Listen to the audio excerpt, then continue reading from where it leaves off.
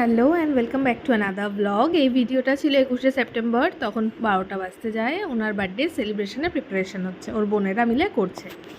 আর এই যে ওরা চলে এসছে, 12টা বেজে গেছে উইশ করতে। উনি একটা আইডিয়া করেছিলেন, তবে উনি তখন ঘাপটি মেরে পড়েছিলেন।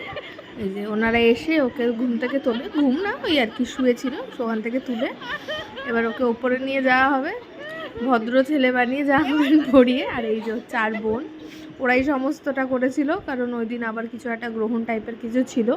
সো আমি সেরমভাবে কিছুই করিনি, ওরাই সব গোছানো গাছানোগুলো করেছে। এই যে ওনার মনে মুখে চোখে এক্সাইটমেন্টটা তুমি দেখতেই পাচ্ছ।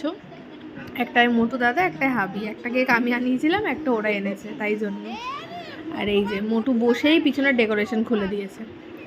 আর এই যে ওনার পাগলামি শুরু হয়েছে। ওনার যখন মুডটা ভালো থাকে উনি এরকমই পাগলামি করতে থাকে, আর যখন মুডটা বিগড়ানো থাকে তখন যে ওর কি হয় সেটা ওই জানে। যাই হোক, সেদিন লাকিলি মুডটা ভালো ছিল, তাই জন্য যত রাজ্যের পাগলামার যত রকমের ঢং হতে পারে উনি করে ভিডিও করছিল, আর সেটা ভিডিও বন্দি ওর বোনেরা করেও ফেলেছে। কেক কাটা হচ্ছিল তখন সবাই আমরা সামনেই দাঁড়িয়েছিলাম।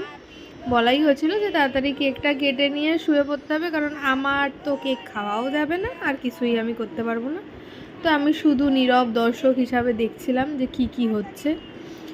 কেক কাটা হয়ে গেছে, আর ডেকোরেশনটার এই যে একটা ভালো করে ফটো দিয়ে দিলাম যাতে তোমরা বুঝতে পারো, কিছুই না ঘরের মধ্যে।